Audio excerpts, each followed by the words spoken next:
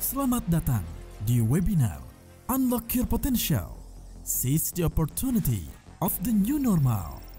Acara ini diselenggarakan atas kerjasama Bank Indonesia Jawa Barat, OJK Kantor Regional Jawa Barat, ISEI, dan BMPD. Mari kita sambut pembawa acara kita, Saudari Indri Mardiani, Kepala Kantor Perwakilan Bank Indonesia Provinsi Jawa Barat, Bapak Herawanto, yang kami hormati Direktur Kantor Perwakilan Bank Indonesia Provinsi Jawa Barat, Bapak Pribadi Santoso, Deputi Direktur Pengawasan Lembaga Jasa Keuangan Regional 2 Jawa Barat, Bapak Sabarudin, Wakil Ketua Ikatan Sarjana Ekonomi Indonesia, Bapak Akufiarta, Senior Data Scientist and IT Export Sharing Vision Indonesia, dosen STI ITB, Bapak Dimitri Mahayana, Senior Lead Public Policy and Government Relation Tokopedia, Bapak Abdillah S. Tajudin, Bapak dan Ibu pimpinan dan perwakilan perbankan, akademisi, pelaku usaha, jajaran SKPD Provinsi Jawa Barat, Kota dan Kabupaten Bandung, rekan-rekan media, serta hadirin peserta webinar yang berbahagia. Assalamualaikum warahmatullahi wabarakatuh. Selamat siang dan salam sejahtera bagi kita semua. Selamat datang dalam webinar yang mengambil tema Unlock Your Potential, Seize the Opportunity of the New Normal. Webinar siang hari ini merupakan kerjasama dan kolaborasi antara Bank Indonesia Kantor Perwakilan Jawa Barat, Otoritas Jasa Keuangan Regional 2 Jawa Barat, Badan Musyawarah Perbankan Daerah, dan Ikatan Sarjana Ekonomi Indonesia Jawa Barat. Baik, hadirin peserta webinar yang berbahagia, membuka rangkaian acara hari ini, mari kita simak bersama sambutan Wakil Ketua Ikatan Sarjana Ekonomi Indonesia, Bapak Akufiarta, dengan hormat disilakan. Assalamualaikum warahmatullahi wabarakatuh. Saya hormati Pak Herawanto, Kepala Perwakilan Bank Indonesia Bandung, para direktur di Bank Indonesia, Pak Pribadi Santoso, rekan-rekan lain. Bapak Ibu yang saya hormati, acara webinar pada siang hari ini merupakan langkah maju dan patut kita apresiasi dengan sangat baik dan sangat positif. Ini adalah bentuk kerjasama yang sangat konstruktif antara Bank Indonesia, Kantor Perwakilan Bandung, Jawa Barat, dengan OJK, kemudian juga dengan BMPD, dan tentunya saya mewakili ISEI, Bandung Koordinator Jawa Barat, sangat berterima kasih atas dukungan yang sangat maksimal, sangat optimal, dan tentunya ini merupakan satu kegiatan yang insya Allah akan bisa bermanfaat buat seluruh para peserta webinar pada siang hari ini. Tema yang diambil sangat positif, saya kira kita akan memasuki masa yang kita kenal dengan kenormalan baru, masa adaptasi kebiasaan baru, di mana di dalam masa adaptasi kebiasaan baru itu masing-masing di antara kita harus membuka potensi, gitu ya.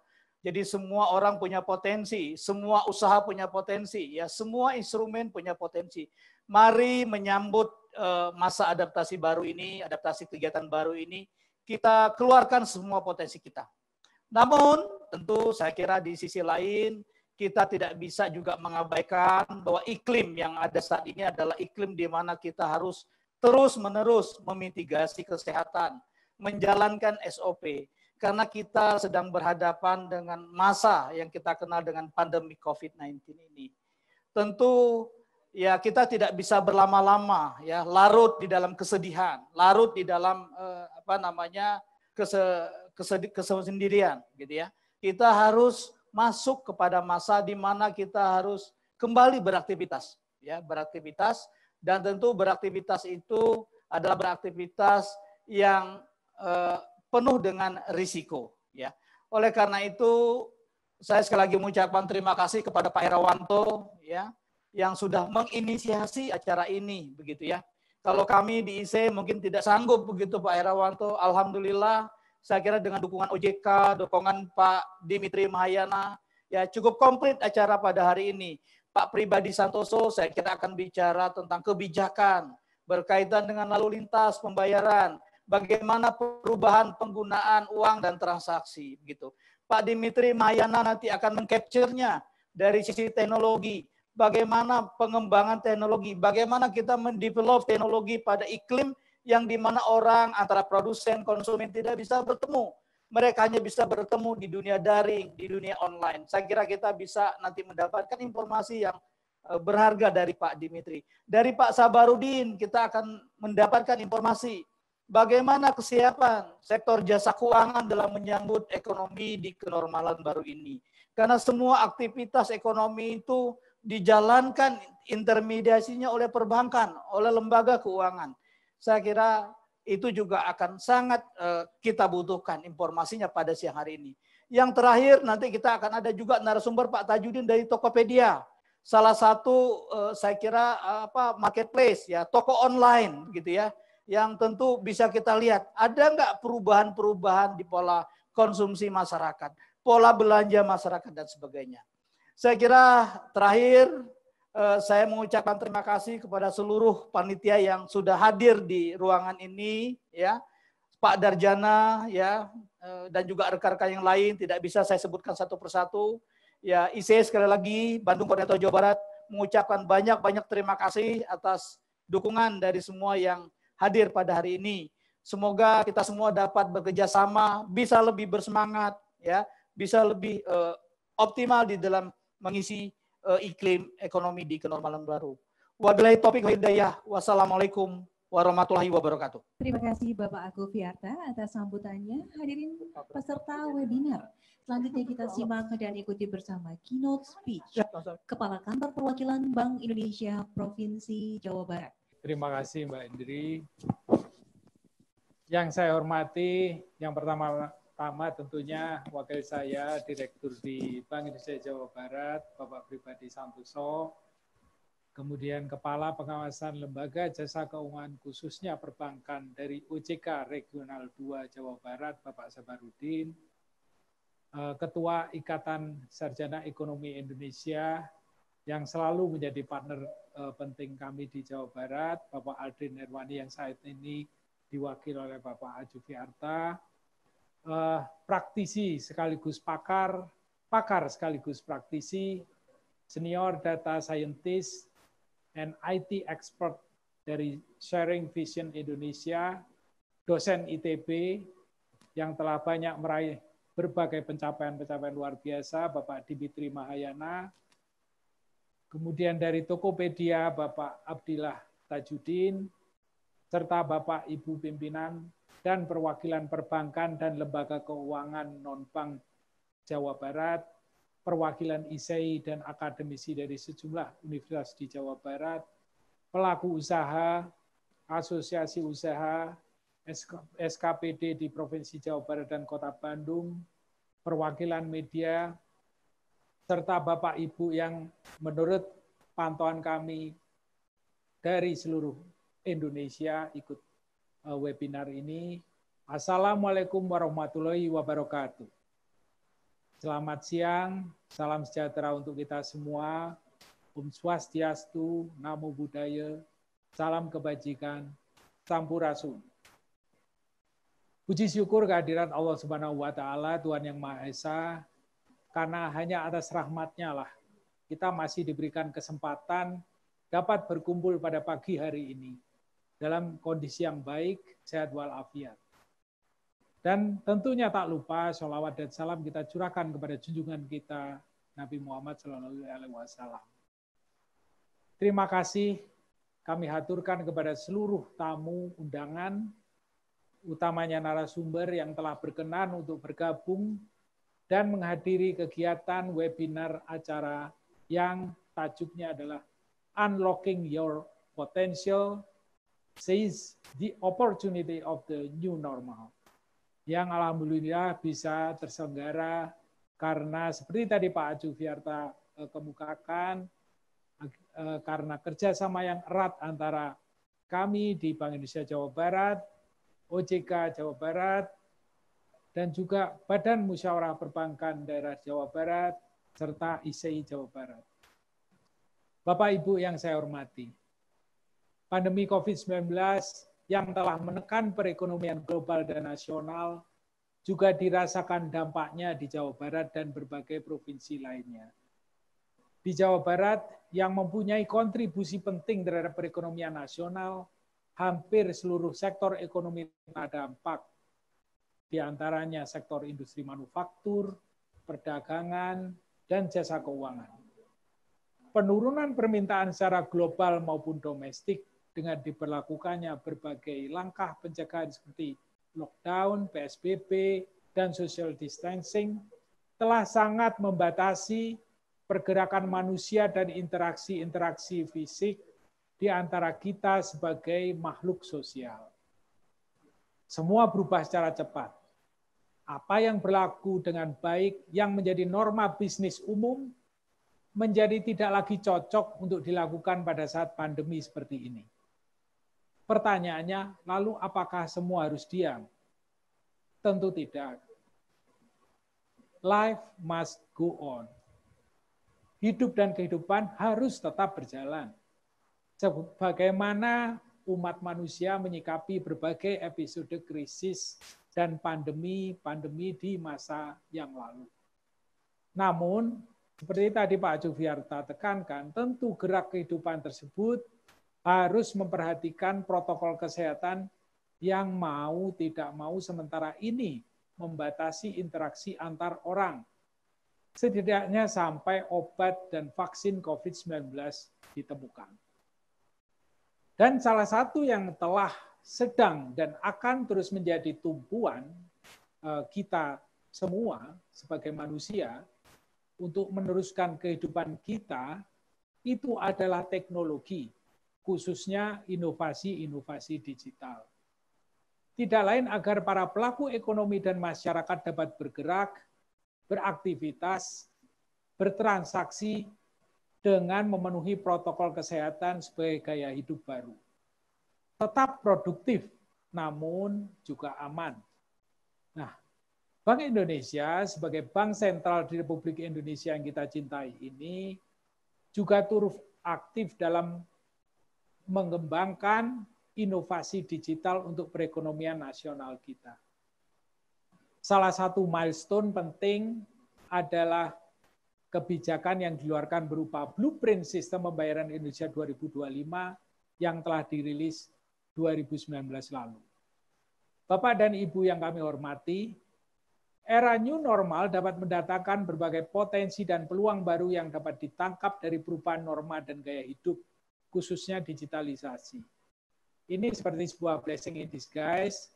Dampak pandemi COVID-19 ini telah memaksa kita memasuki era rising digitalization. Siapa yang mampu menangkap peluang akan lebih survive dalam bisnis. Bahkan tidak tertutup kemungkinan munculnya mesin-mesin penggerak pertumbuhan ekonomi baru yang berbeda dengan masa-masa sebelumnya. Untuk itu, kami mengajak sekilas menengok dua contoh klaster ketahanan pangan binaan Bank Indonesia Jawa Barat yang telah berhasil memanfaatkan inovasi teknologi digital agar bisa survive, bahkan berkembang di masa pandemi ini dan juga insya Allah ke depan. Contoh tersebut adalah Lembang Agri dan Pondok Pesantren Al-Ittifaq. Di Lembang Agri, setelah kelembagaannya tertata dengan baik, maka kami membantu klaster tersebut untuk mengembangkan pemasaran online secara mandiri melalui website jualsayuran.com dan aplikasi Android. Hal ini merupakan suatu prestasi yang bisa dikatakan luar biasa karena pembentukan platform e-commerce tersebut adalah secara mandiri, digagas oleh kelompok petani muda dengan nama Agri Muda. Tidak berhenti di situ, tentunya saat ini kami membantu perbaikan proses pembudidayaan pertanian dengan menggunakan berbagai inovasi digital.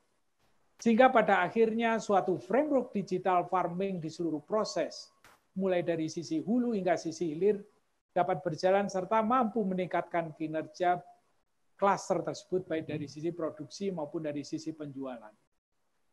Di Pondok Pesantren Al-Ittifaq kami lakukan hal serupa.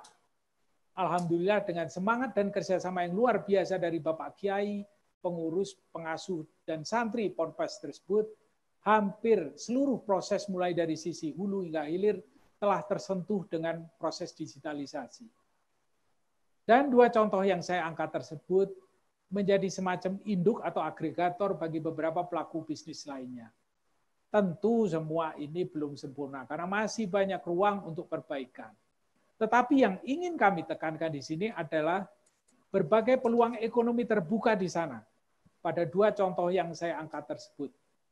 Akademi dan mahasiswa dapat berperan aktif dalam ikut mendorong pengenalan, perbaikan, penyempurnaan di berbagai titik. Apakah itu di titik pembelian bahan baku, di titik proses produksi, maupun di titik penjualan. Demikian pula perbankan bisa memanfaatkan, termasuk industri jasa keuangan, pembiayaan-pembiayaan di semua titik-titik tersebut. Bapak, Ibu hadirin yang berbahagia, sebagai perpanjangan tangan Bank Indonesia di daerah dan dalam melaksanakan fungsi kantor perwakilan dalam negeri, dalam fungsi advisory ekonomi dan keuangan daerah, kami akan terus mengajak semua pihak untuk menggali peluang pemanfaatan teknologi digital di berbagai proses bisnis yang ada di sekitar kita. Mari kita teguhkan langkah untuk melakukan apa yang kita sebut sebagai kill the virus but not the economy. Dua sisi dari satu koin yang sama, yang harus dilakukan bersama secara berimbang, terukur, dengan melihat perkembangan situasi dan lingkungan. Ini semuanya agar manfaat yang optimal dari bergeraknya aktivitas ekonomi tetap kita peroleh, tapi tentunya dengan risiko kesehatan yang manageable. Demikian pula ketika kita melakukan langkah-langkah penanganan COVID-19, kita harus tetap mendorong bergeraknya aktivitas ekonomi untuk memberikan penghidupan bagi masyarakat.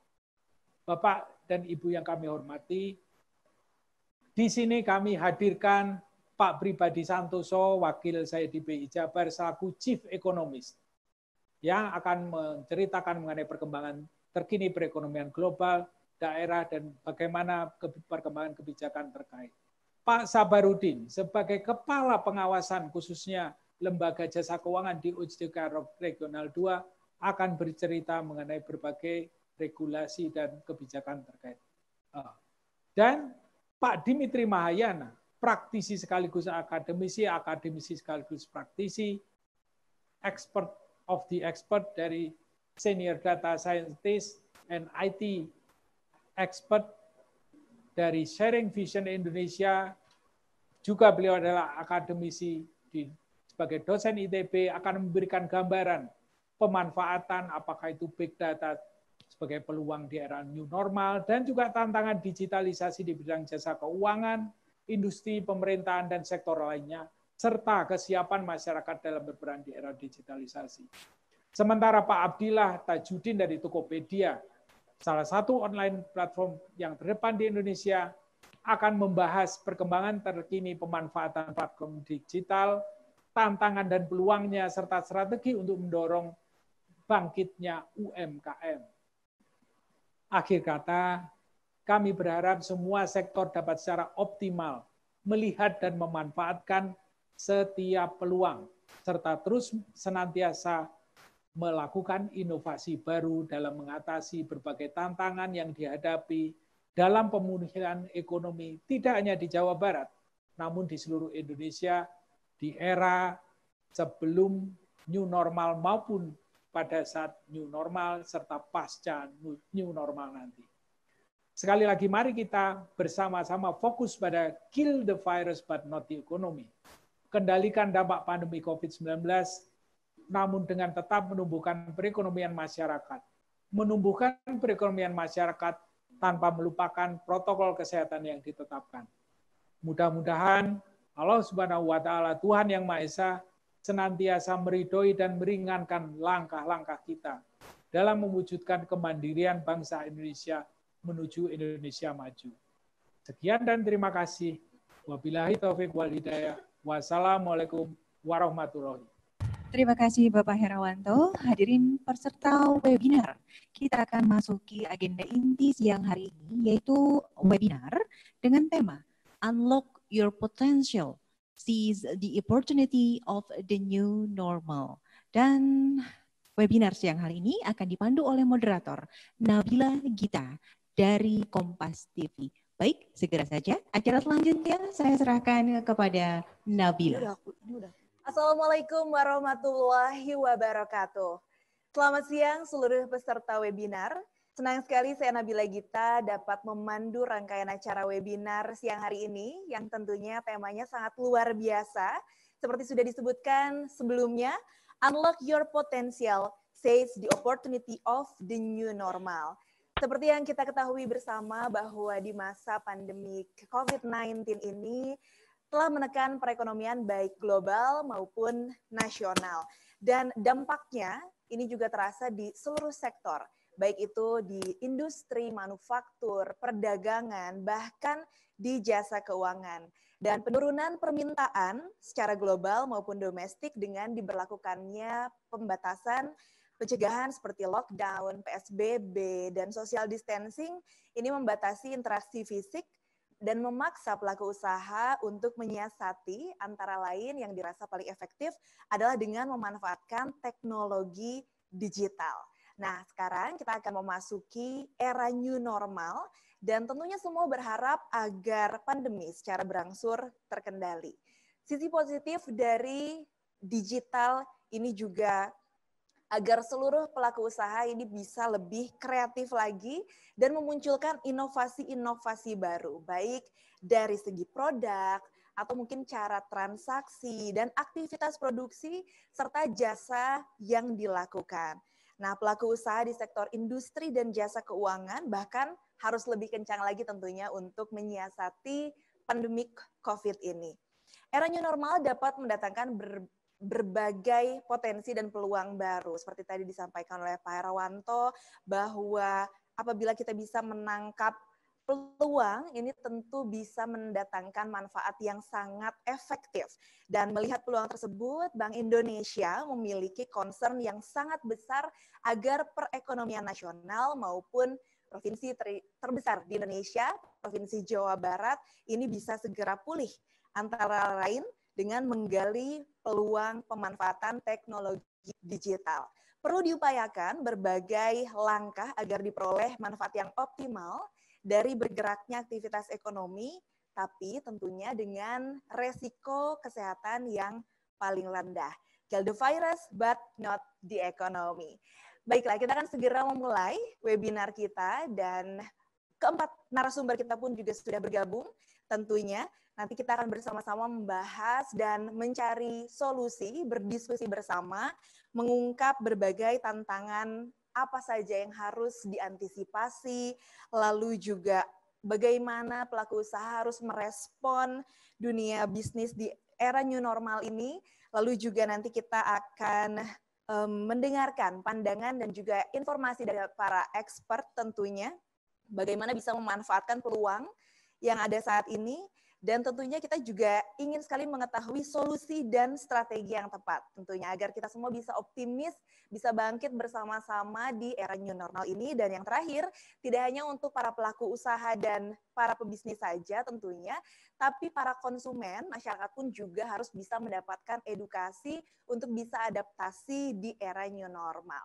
Baiklah, langsung saja kita akan menyambut keempat narasumber kita di webinar siang hari ini.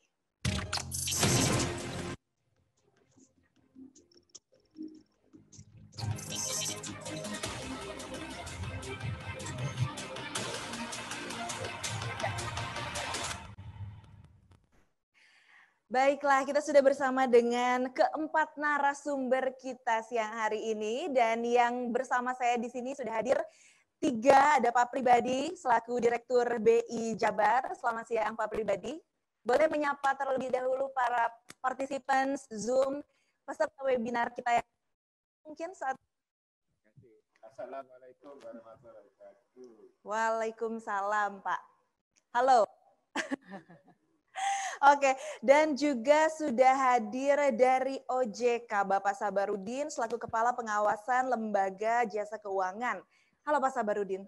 Selamat siang. Boleh halo-halo juga Pak? Waalaikumsalam warahmatullahi wabarakatuh. Dan yang terakhir tadi ya, kalau kata Pak Herawanto, ini praktisi sekaligus pakar dan pakar sekaligus praktisi. Senior Data Scientist dan IT Expert Sharing Vision Indonesia sekaligus akademisi di Institut Teknologi Bandung, Bapak Dimitri Mahayana. Pak Dimi, selamat siang. Sehat ya Pak? Sehat tentunya. Terima kasih Bapak-bapak yang sudah bergabung dengan kita di sini, dan kita juga masih memiliki narasumber dari Tokopedia, Bapak Abdillah, yang tentunya sudah bergabung dengan kita di Zoom, dan nanti kita juga akan mempersilahkan Bapak Abdillah untuk memberikan pemaparan materi ya. Sudah bergabung tentunya ya Pak Abdillah bersama Selamat kita. siang Bapak Ibu semua yang saya hormati. Selamat siang, baik. Keempat narasumber kita sudah bergabung saat ini. Dan untuk mengawali webinar kita akan mendengarkan terlebih dahulu pemaparan-pemaparan dari masing-masing narasumber. Jadi kita ingin mendengarkan nih mungkin dari secara umum dulu, secara global bagaimana sih Pak kondisi ekonomi baik nasional maupun juga di Jawa Barat dari BI, lalu juga dari OJK, dan mungkin nanti dari bagaimana untuk menyiasati peluang ini di era new normal, kita harus serba digital. Pak Dimi nanti yang berbicara, dan nanti Pak Abdillah juga ya dari Tokopedia sebagai salah satu marketplace terbesar di Indonesia memberikan solusi dan langkah-langkah untuk menghadapi new normal ini. Baiklah, kalau begitu kami persilakan untuk Pak Pribadi terlebih dahulu menyampaikan pemaparannya. Silakan Pak. Sekalian, Assalamualaikum warahmatullahi wabarakatuh. Semoga sehat kita semua. Alhamdulillah bisa ketemu di webinar kali ini. Untuk paparan saya sebenarnya tidak banyak yang ini, mungkin nanti yang baru-baru saja yang ingin saya share gitu ya. Yang pertama terkait dengan perkembangan ekonomi global, hal yang kita patut cermati apa saja, sampai dengan nanti bagaimana kebijakan BI terkait dengan pemulihan ekonomi maupun juga dukungan untuk terkait dengan penanggulangan COVID-19. Jadi lanjut di slide berikutnya. Jadi Bapak Ibu, terkait dengan perkembangan ekonomi global, setidaknya ada dua hal yang kita harus cermati. Yang pertama tentunya karena dampak dari pandemi itu sendiri yang setahu saya itu hampir seluruh dunia terkena. Yang tidak kena yang mana? Yang saya tahu adalah beberapa kepulauan di Asia Pasifik seperti Kiribati, yang kecil-kecil itu, Tonga gitu ya, sama itu karena dia isolated dia nggak kena, tetapi itu pun melakukan locking gitu ya, PSBB juga gitu di sana. Tetapi hampir seluruh negara di dunia ini terkena COVID, pandemi COVID. Dan dampaknya sama-sama kita tahu, selain dampak ekonomi juga ada dampak sosial politik dan lain sebagainya. Nah, yang kedua, selain pandemi, kita juga masih ada ketidakpastian terkait dengan trade war. Nah, kemarin saja, ya, hari kemarin, datang pernyataan dari Peter Navarro. Peter Navarro itu advisor-nya Presiden Trump yang mengatakan China trade deal is over. Artinya kita putus lah, nggak deal lagi. Nah, apa akibatnya? Akibatnya kalau di pasar keuangan langsung respon, saham turun, obligasi yield-nya naik gitu. Jadi nilai tukarnya melemah, itu yang terjadi di kemarin. Kembali dulu ke slide yang tadi. Karena itu makanya terjadi ketidakpastian yang besar. Selain karena dampak pandemi COVID-nya sendiri, dampak trade war ini pun menjadi faktor ketidakpastian menambah gitu ya, penambahan sebenarnya. Nah, itu yang perlu dicermati. Dan ternyata setelah siang harinya Peter Navarro mengemukakan China trade deal is over, sore harinya diralat oleh presidennya sendiri. Enggak over, masih on. Gitu. Nah, kalau saya trader kebetulan, itu bukan dealer ya. Saya dulu kepala dealer di BI, Direktur Pengelolaan Moneter. Jadi apa yang terjadi? Jadi volatilitasnya tinggi di nilai tukar maupun di pasar keuangan yang lain. Bayangin kalau pagi melemah, tiba-tiba siang udah naik lagi, menguat lagi. Nah, itu yang menimbulkan ketidakpastian. Itu dua hal yang patut dicermati saya kira untuk terkait dengan perkembangan global. Nah, dampaknya ke ekonomi sama-sama kita lihat semua merevise down forecast-nya untuk 2020 maupun tahun depan. Jadi intinya kalau kita lihat dari prospek pertumbuhannya masih gloomy gitu ya. Terlebih kalau Jabar ini kan 60%-nya 60%-nya ekonomi Jabar ini orientasinya ekspor. Jadi ininya manufakturnya itu besar, 99% dari manufaktur itu untuk ekspor. Jadi sangat tergantung pada kondisi ekonomi global. Nah, akibatnya juga harga komoditas ekspor kita juga turun karena permintaannya turun. Tapi ini semua tentunya kita sudah paham. Yang lebih lanjut, bagaimana ke depannya kan gitu. Bagaimana ke depannya ada yang bilang V-shape, ada yang U-shape gitu ya, kapan ini akan meningkat lagi kondisi ekonominya.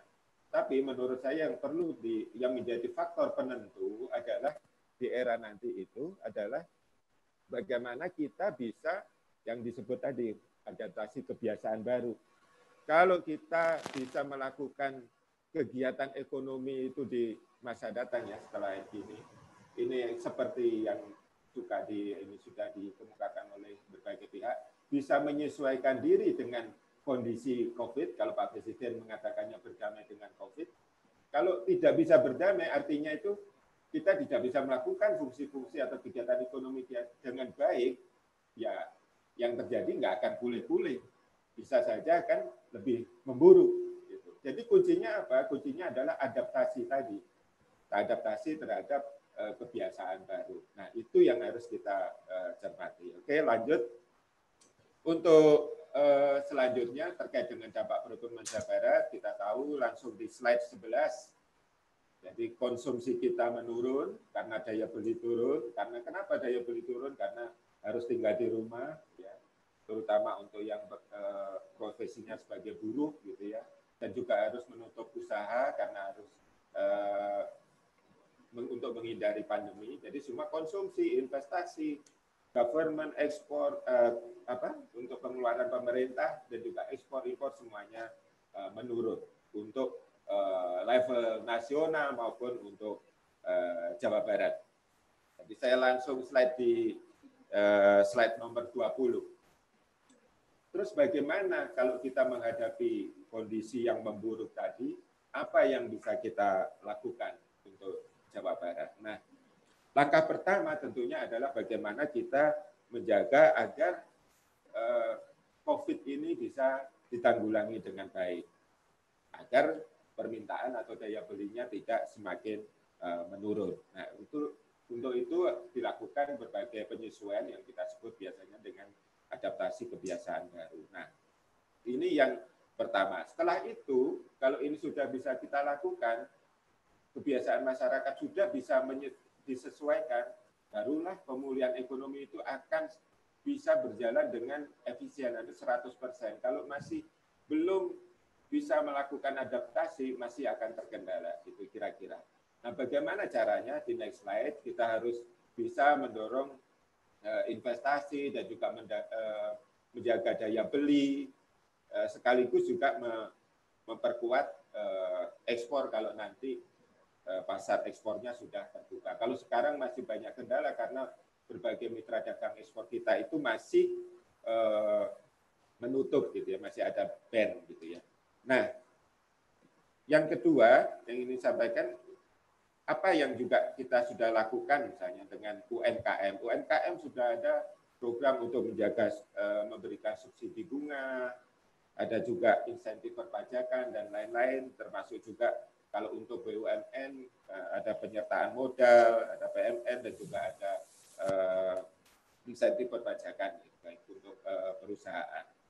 Nah, untuk antisipasi perubahan struktur. Jadi nanti mungkin narasumber Pak Dimitri akan menyampaikan untuk digital. Nantinya ke depan akan terjadi perubahan struktur ekonomi. Karena apa? Karena adanya arus digitalisasi, perubahan teknologi yang meningkat. Dan ini yang harus kita manfaatkan untuk mengoptimalkan terkait dengan menanggulangi atau pemulihan ekonomi yang terkait dengan COVID ini. Nah, perkembangan digitalnya seperti apa? Nanti Pak Dimitri akan memberikan lebih banyak gitu ya terkait ini. Tetapi intinya bahwa mungkin langsung slide di 28 ya.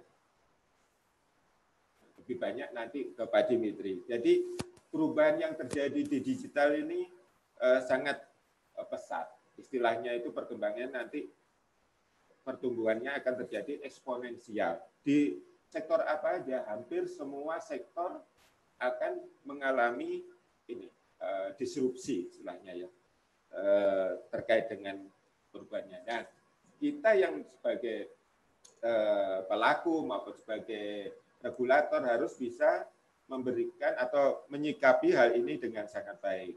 Untuk data-data di Indonesia itu kami ada di halaman 31 ya.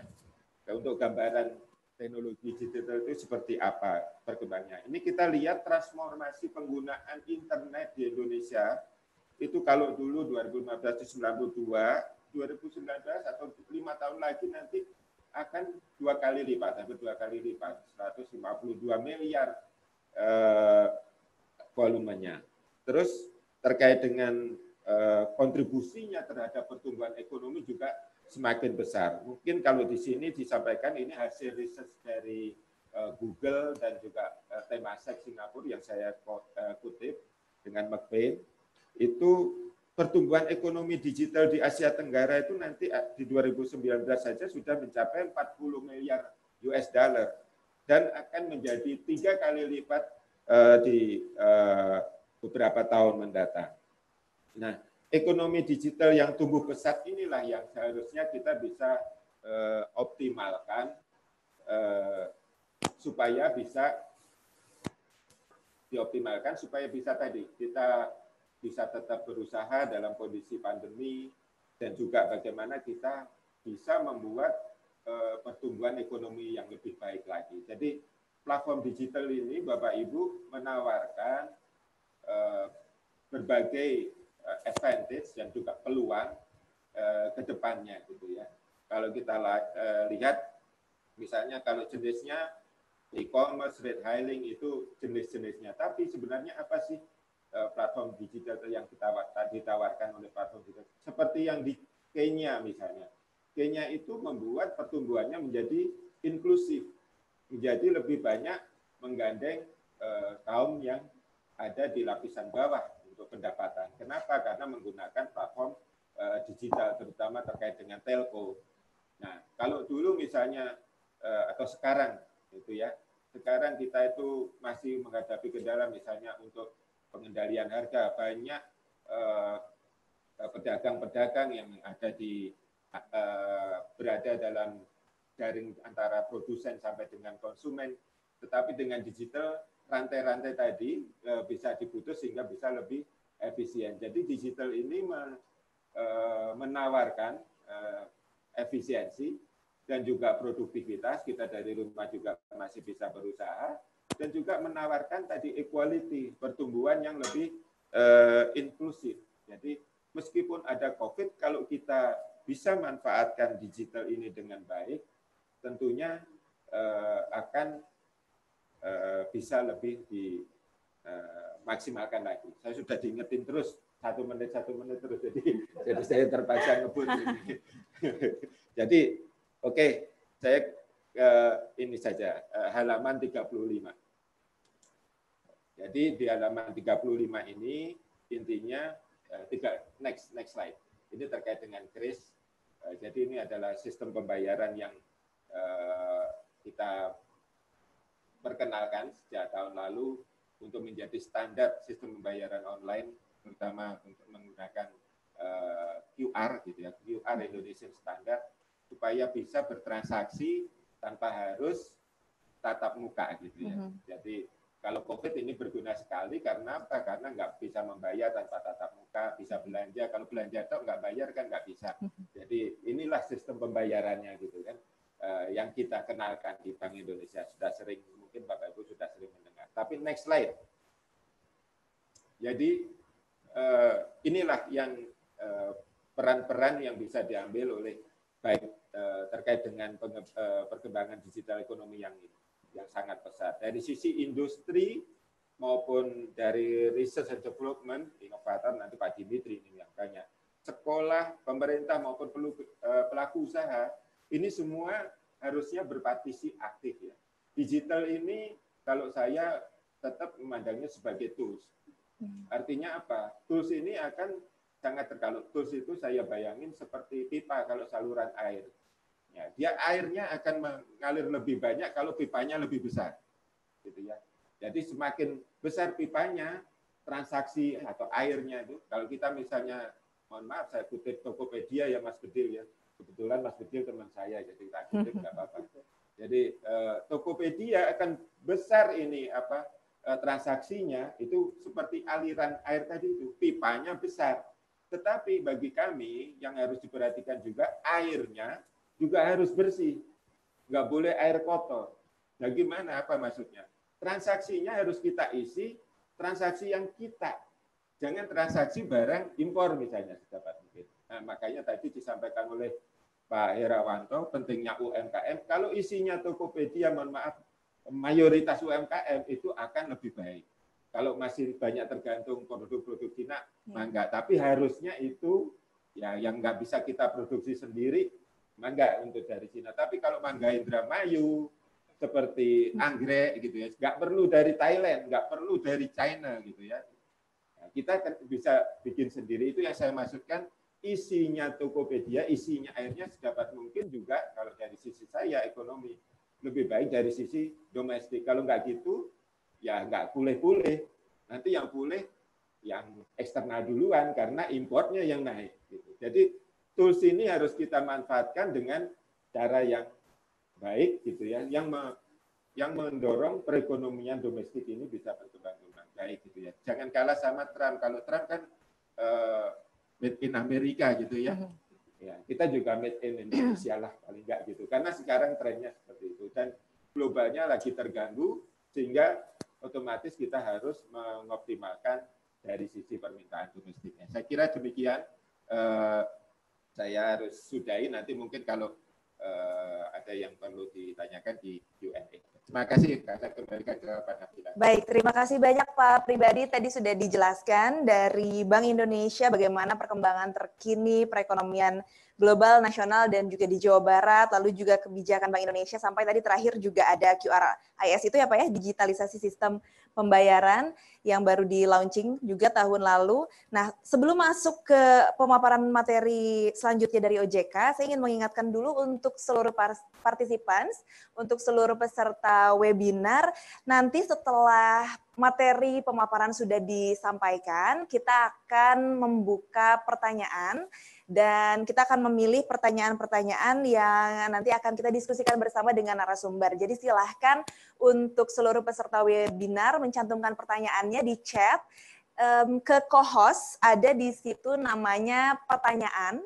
Jadi langsung saja cantumkan pertanyaannya di chat ke co-host yang namanya pertanyaan. Nanti akan kita tanyakan langsung ke narasumber dan didiskusikan bersama-sama.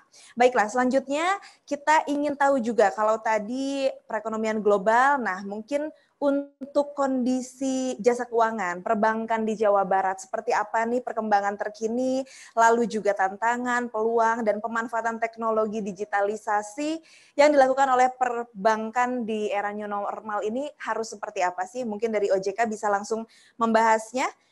Silahkan Bapak. Assalamualaikum warahmatullahi wabarakatuh. Saya terhormat. Sebelum kita diminta untuk menyampaikan pengembangan dan digitalisasi perbankan Jawa Barat. Di kita itu nggak cuma perbankan sebetulnya. OJK itu punya tagline mengatur, mengawasi, melindungi.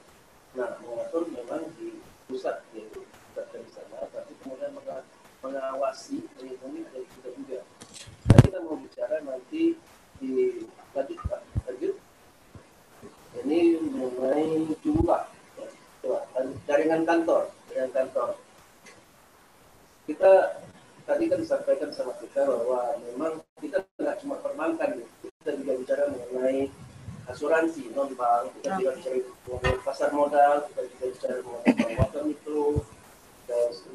Hampir semua jasa keuangan kecuali yang diatur oleh undang-undang lain. Nah, ini ada 4 bank umum syariah kantor pusat di sini, dan ya kantor pusatnya ada kantor cabang ya, maksudnya kantor pusatnya cuma 1, bank umum syariah.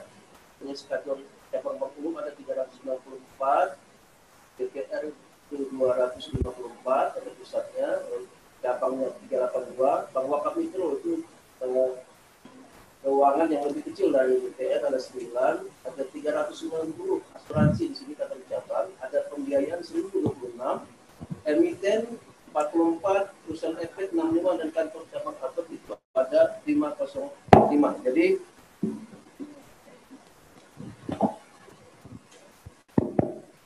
Jadi kita ini dibicara di perbankan yang kita lakukan pengawasan, termasuk pengaduannya kalau ada permasalahan dengan nasabah. Lanjut. Lalu kita bicara perbankan saja ya. Nah ini perbankan saja. Ini ada asetnya itu sekarang ini kalau kita lihat gambar-gambar itu, yang kuning itu adalah aset, DPK itu yang orange, kemudian yang hijau biru ya, biru itu ada kredit. Ini aset kita meskipun pandemi kayak gini, posisi April masih bagus sih, asetnya tetap naik. Nah mungkin nanti kelihatan apakah dampak ini ke triwulan kedua, nanti kita lihat lagi. Ini bulan April itu asetnya naik, didukung oleh DPK sama kredit, masih bagus. Lanjut. Kemudian kinerjanya gimana? Kinerjanya itu kita ukur dari NPL sama LDR, loan to deposit ratio. Berapa sih pembiayaan yang disampaikan dibanding dengan dana pihak ketiga? Itu masih sekitar 88. Memang turun sih, tapi memang turunnya itu mungkin karena ya PSBB juga turun, tapi masih dalam kondisi bagus. Lalu bagaimana non performing loan? Itu mengenai kreditnya itu bagus apa enggak, kira-kira gitu ya. Itu masih 3,53%, masih di bawah ukuran standar 5%. Jadi ini masih normal. Mungkin karena ada strukturisasi, lalu kemudian ada langkah-langkah lanjutan dari teman-teman di perbankan. Lanjut. Nah, seperti yang disampaikan, bahwa banyak disampaikan, ketika pandemik itu hal-hal yang nggak bisa perpergian lah, kira-kira gitu ya. Pariwisata dampak kena, konstruksi, transportasi, pertambangan, keuangan, otomotif, UMKM pun kena. Ini yang langsung biasanya. Hotel kosong, yang jalan nggak ada, pertambangan nggak ada yang mesen, otomotif juga begitu, keuangan karena ada uang masuk di sektor itu ya keuangan juga kena. Tapi tadi yang disampaikan di Jawa Barat agak belum terlihat dampak yang signifikan. Nah, ini yang langsung, yang nggak langsung banyak juga. Lanjut. Nih, yang disampaikan banyak diinformasikan, jasa logistik karena tidak kena pengecualian, jadi potensi. Telekomunikasi karena dipakai WFH, jadi potensi. Entertainment karena banyak di rumah, banyak nonton. Jasa logistik dikecualikan. Jasa telekomunikasi otomatis, entertainment dan banyak hal lagi yang ya karena di rumah dipakai karena kebutuhan jasa logistik itu kemudian banyak dipakai juga. Ini yang bisa dipotensi. Jadi masuk ke situ bagus kalau perbankan masuk ke situ. Lanjut. Nah ini prospeknya apa? Peluang, tapi sekaligus tantangan. Ada kebijakan-kebijakan kita. Misalnya mengenai pelonggaran relaksasi ya, kebijakan mengenai buffer 2,5% dari modal. Nah ini ada banyak hal, cadangan, kemudian PPAP, lalu kemudian mengenai biaya, itu semua diringankan. Nah, salah satunya yang dapat kami sampaikan buffer 2,5% dari modal yang mestinya dipakai, kemudian ditambah lagi 2,5%. Itu ada 3 buffer. Nah, ini coba dikecualikan 1 buffer. Ya, cadangan lah kira-kira ya. Modal misalnya 10 tambah 2,5%, 12,5%. Kalau itu kemudian diangkakan, kita dapatkan itu 103 triliun. Tapi ini nasional ya. Itu kira-kira saja. Buku 3, buku 4. Bank buku 3, bank buku 4, kalau buffer yang 2,5% modal, itu karena kebijakan kita longgarkan, dampaknya ada angka 103. Itu perkiraan saja kira-kira, tapi itu nasional. Lalu kemudian ada BI yang melakukan 7 days, kira wajib minimum, terus makroprudensial itu tersampaikan 503 triliun ya, 103 triliun kalau kita itu baru yang satu posisi, lalu 503 banyak hal yang dilakukan oleh BI, lalu kemudian PMK 64 PEN, pemulihan ekonomi nasional itu ada 138. Itu kira-kira kalau ada 744 triliun uang likuiditas ada di perbankan. Ini duit, uang, modal, tenaga yang bisa harus digunakan oleh perbankan. Peluang tapi sekaligus tantangan. Lanjut. Digitalisasi perbankan, kira-kira gitu ya. Nah, ini semua sektor kena nih. Transaksi keuangan ada digital. Tokopedia tadi sampaikan pasti ada itu transfer pakai kartu dan sebagainya. Zoom sekarang kita kan pakai juga nih. Kemudian ruang guru itu pakai yang namanya digital. Lanjut. Nah, saya Sabarudin punya 2 dan yakin semua juga punya 2 handphone. Artinya apa? Dan di situ pasti ada bank atau ada lembaga jasa keuangan lainnya. Dan itu dipakai. Kita juga pasti punya kartu kredit, kartu debit. Kita juga punya pasti token. Kita punya laptop. Semua itu bisa dipakai untuk transaksi perbankan. Ini kesiapan perbankan. Masalahnya, apakah perbankan siap menyambut itu kan? Semua kita ingin. Kita bisa melakukannya tergantung, tapi kalau banyak semua paket tentu saldonya itu biasanya lebih banyak. Tapi begini, sedikit pun bisa menggunakan digital. Dan itu harus disiapkan oleh bank. Lanjut. Ini yang kita sampaikan. Kita sudah misalnya RUPS itu digitalisasi dulu harus ketemu. Sekarang pakai RUPS. Cukup 3 orang yang datang. Penyelenggara, direksi, ketua, yang lainnya bisa lewat online. Terus digital. Sekarang kita sudah crowdfunding. Nggak perlu ngumpul kemana-mana, cukup dengan menyampaikan sesuatu, proposal di media maya. Nanti kita bisa melakukan penghimpunan dana. Itu banyak hal yang dilakukan oleh kita, POJK-nya. Lanjut. Nah, kami ingin mengatakan, kalau Bapak Ibu melihat satelit pernah diterbangkan oleh satu negara untuk melayani perbankan kita, melayani seluas Indonesia. Itu satu. Yang kemudian tadi kita sampaikan ada handphone, ada internet, ada kartu, ada token. Itulah kesiapan kita. Masalahnya sekarang, nih, SDM-nya siap tidak? SDM perbankan siap tidak? Lalu kemudian karena ada dana yang luar biasa, kemudian ada infrastruktur yang sudah cukup, dan ada regulasi yang cukup keras tadi disampaikan juga. Kalau gitu, kami merekomendasikan kepada perbankan infrastruktur terluas, tercepat, teraman, termurah, dan berempati menjadi perlu. Berempati kenapa? Jangan main mesin aja. Sapa nasabah. Jangan dengan sapa, dengan digital juga. Sapa dengan ketemu. Tetap itu harus dilakukan. Kira-kira gitu. Lebih dan kurangnya kami mohon maaf. Assalamualaikum warahmatullahi wabarakatuh. Terima kasih banyak Pak Sabarudin sudah menyampaikan informasi dan pandangannya dari jasa keuangan tentunya. Dan kita juga ingin mendengarkan pemaparan materi selanjutnya yang disampaikan oleh Bapak Dimitri tentunya selaku Senior Data Scientist dan IT Expert Sharing Vision Indonesia. Nah, mungkin ini akan lebih dibahas lebih banyak sepertinya ya oleh Pak Dimi. Silakan langsung saja, Pak.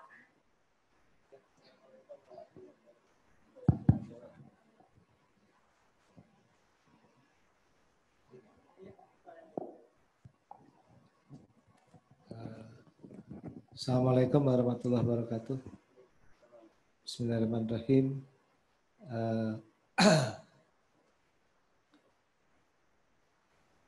Era new normal itu tidak lain merupakan salah satu akselerasi yang luar biasa menuju era digital. Ya, next slide. Ya. What is new normal? Kalau kita renungi berbagai macam definisi atau pemahaman apa yang disebut dengan new normal ya. Saya sebetulnya lebih cocok dengan AKB ya, adaptasi kebiasaan baru. Kebetulan tim kami di Sharing Vision maupun di ITB ada kelompok-kelompok yang terus mengkaji COVID ini. Ya. Istilah new normal memang bagus, tapi agak mengkhawatirkan oleh masyarakat dibacanya normal begitu ya. Padahal kalau kita lihat dari angka-angka paparan virus dan lain-lain, mungkin lebih cocok lah bahwa we are entering a new age of civilization or lifestyle. Kita memang masuk ke sebuah cara hidup baru ya. Kita harus bermasker, physical distancing, kita terima saja sebagai sebuah rahmat. Ya.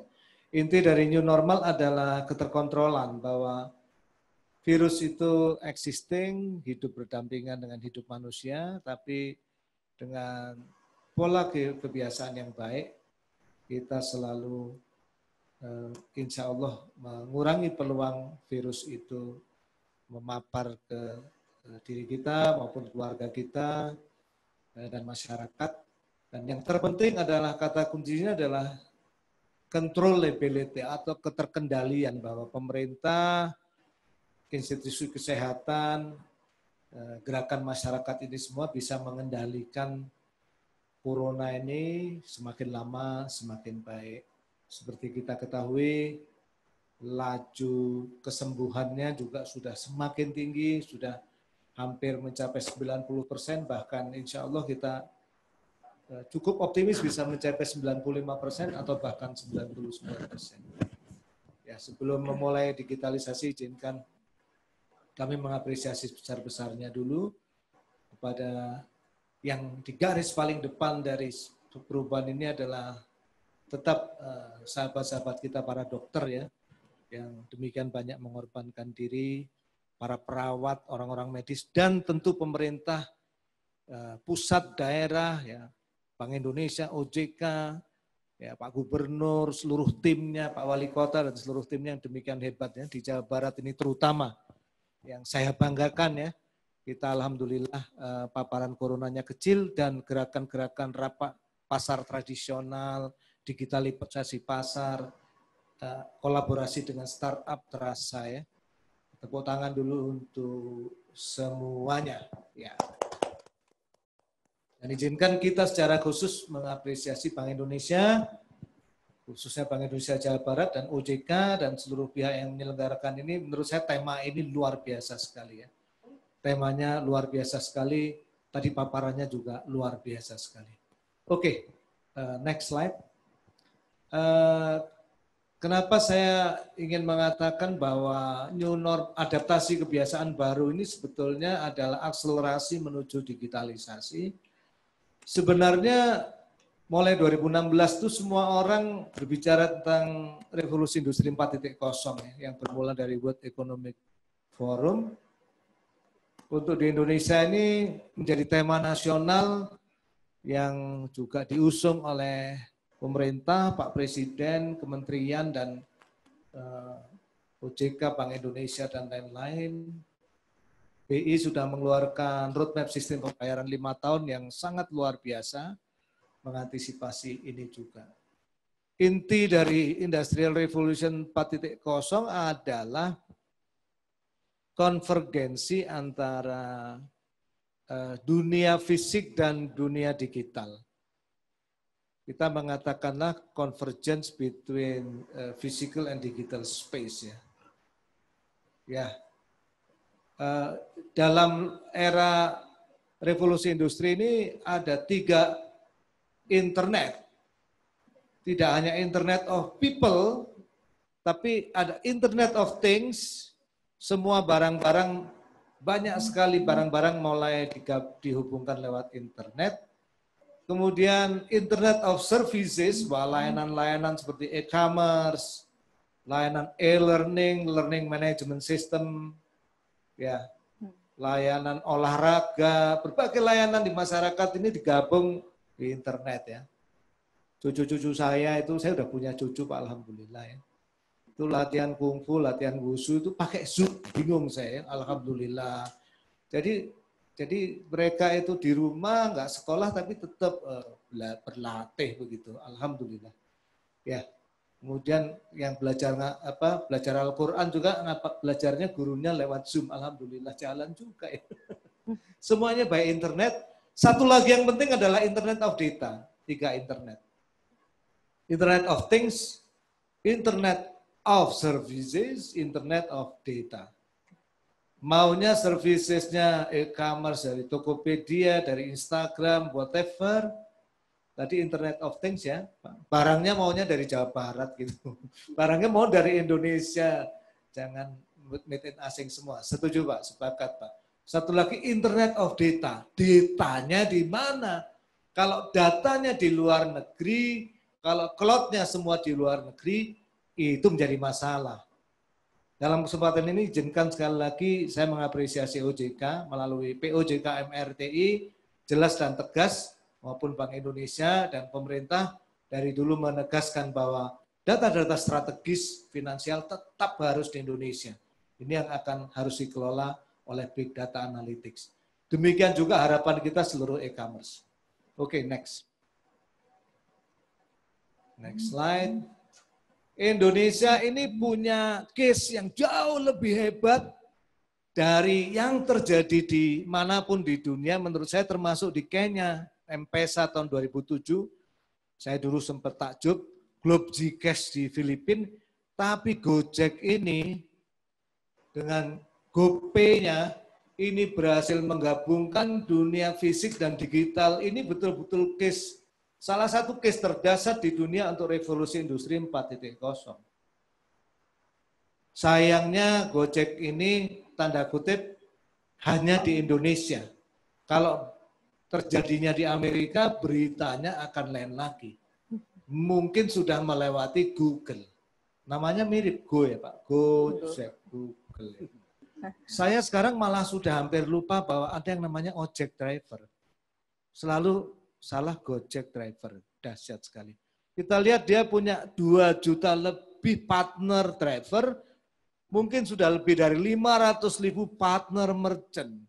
Ya, kita belum ngomong lagi Tokopedia dan lain-lain ya. Revolusi industri 4.0 di Indonesia, baik Gojek, Tokopedia, Bukalapak, ini benar-benar very successful, luar biasa. Tidak kalah dengan Alibaba, Amazon, dan lain-lain. Next. Nah, jadi intisarinya dalam era new normal itu nanti kuda hitamnya ada 2 teknologi sebetulnya. E-channel dan e-commerce. Biasanya orang menyebut marketplace ya, tapi saya lebih senang menyebut e-commerce karena selain marketplace ini banyak e-commerce lain juga. Survei Sharing Vision menunjukkan bahwa yang e-commerce di social shopping, di Instagram dan lain-lain itu at about 50%, 50% dari yang di marketplace. Belum terhitung yang di website-website dan yang liar-liar, maaf, bukan liar. Yang lewat WA, yang lewat SMS, yang lewat grup-grup yang bukan di marketplace maupun bukan di social shopping ya. Ya. Dan itu didukung juga oleh e-channel. E-channel yang luar biasa, salah satu inovasi BI tadi misalnya Keyrase.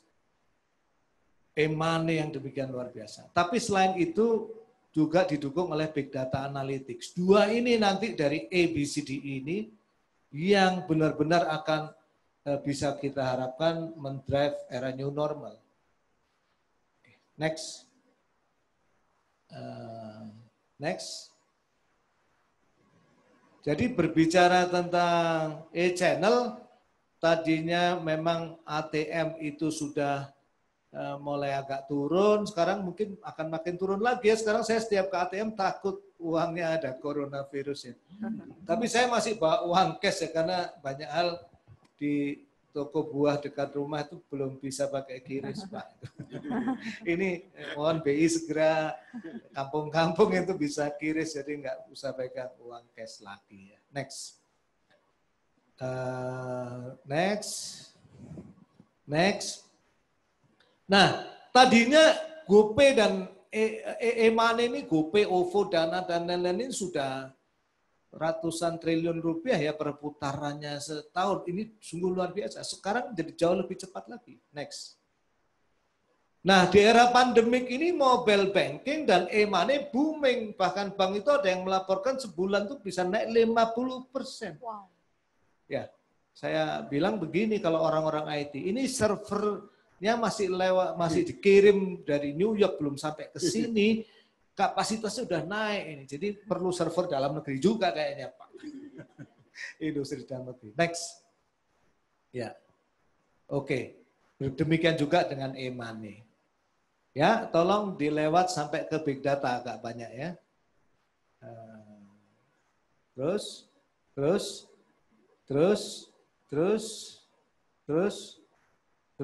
Nah, big data. Oke, sampai di sini, betul. Ya, jadi kita sekarang bicara big data ya. Apa itu yang diberikan oleh big data? Big data ini bisa mengelola seluruh data-data baik yang ada di e-commerce marketplace, data-data komentar-komentar kita ketika nonton YouTube, ketika di Zoom ini, ketika belanja, komentar-komentar lepas di berbagai layanan-layanan pemerintah, BPJS, dan lain-lain, secara otomatis menggunakan artificial intelligence, statistik, data science, didukung oleh infrastruktur IT yang luar biasa. Di antaranya yang akan booming adalah 6 use case ini. Terutama menurut saya use case nomor 2 ya, customer 360 derajat. Ini akan booming luar biasa ahli-ahli customer ini. Di samping itu sekarang dugaan saya yang akan luar biasa melejit adalah use case nomor 6, fraud analysis, berkaitan dengan meningkatnya kecurangan digital di era ini. Oke, next.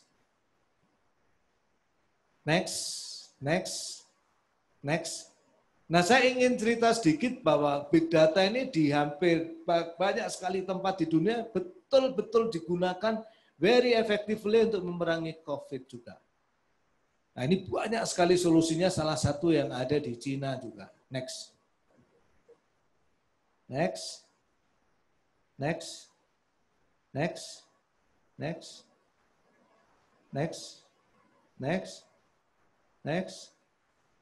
Nah, yang paling susah kembali SDM tadi, Pak. Salah satu yang paling langka sekarang adalah kebutuhan data scientist yang merupakan penggabungan antara ilmu programming, ilmu statistical dan machine learning, dan subject matter expert. Ini masih luar biasa langka. Jadi jangan sampai nanti data udah dikumpulin, ya teknologi belanja ternyata nggak bisa diapa-apain karena kurang data scientist. Sampai kemarin kami masih rapat juga di ITB ini, ITB mau buat enggak program studi data scientist ya. Tapi beberapa university saya dengar sudah ya. Di Jawa Barat juga ya, tepuk tangan untuk university itu ya. Saya nggak berani menyebutkan, dikiranya promo nanti. Padahal kalau ITB sendiri berani nyebutin Pak ya itu. Oke, next. Next, tolong di last slide saja kesimpulan ya. Oke, nah jadi sebagai kesimpulannya sementara bahwa sebetulnya era new normal itu tidak lain adalah blessing in disguise. Akselerasi menuju revolusi industri 4.0 yang tadinya di Indonesia ini sudah luar biasa, melejit 2 atau 3 atau 4 kali lipat. Ya, jadi ini kesempatan yang luar biasa baik untuk industri digitalnya maupun pengisi barangnya ini. Ya. Oke, yang kedua bahwa dalam era adaptasi kebiasaan baru ini, dua teknologi digital yang paling akan menjadi primadona adalah e-commerce, e-channel, dan big data analytics. Kemudian poin ketiga, yang paling penting dari itu semua kembali ke kesiapan SDM. Terutama sekali yang saat ini paling langka adalah SDM dalam bidang big data analytics dan data science menjadi kendala utama. Nah, terus poin keempat, the last but not least, yang jangan lupa adanya booming hacking dan security, pembobolan security terutama di sistem finansial. Hari ini saya dengar salah satu mantan CEO perusahaan switching terbesar di dunia ditangkap karena ada pembobolan senilai 29 triliun rupiah. Dan itu saya nggak mau cerita yang di Indonesia, Pak. Tapi mudah-mudahan dengan adanya OJK, BI, dan kesiapan dari regulator maupun semua pihak ini, kita bisa terus melaju di era adaptasi kebiasaan baru dengan digitalisasi namun tetap aman. Demikian dari kami. Wassalamualaikum warahmatullahi wabarakatuh. Waalaikumsalam warahmatullahi wabarakatuh. Terima kasih banyak Pak Dimi tadi yang disampaikan ya mengenai data analisis dan juga beberapa kesimpulannya yang dimana e-channel dan e-commerce ini akan menjadi salah satu kuda hitam ekonomi digital di era new normal. Jadi pas banget setelah ini kita akan langsung ke Pak Abdillah dari Tokopedia. Bagaimana nih menanggapi pemaparan dari Pak Dimi tadi? Apakah sudah siapkah Tokopedia? Dan tadi kalau Pak pribadi pengennya Tokopedia sebagai tools-nya gitu ya Pak, kalau bisa dalamnya semua isinya juga domestik gitu ya, lokal produk begitu. Silakan Pak Abdillah untuk menyampaikan materinya. Ya, Assalamualaikum warahmatullahi wabarakatuh. Selamat sore dan salam sejahtera untuk kita semua. Yang saya hormati senior saya Pak Herawanto dan juga senior saya Bapak Pribadi Santoso dari Bank Indonesia, Kantor Perwakilan Provinsi Jawa Barat, Bapak Sabarudin dari Otoritas Jasa Keuangan, dan juga Bapak Dimitri dari Institut Teknologi Bandung. Mohon izin, slide-nya bagaimana ya Bapak Ibu nanti? Karena ini yang terlihat hanya wajah saya.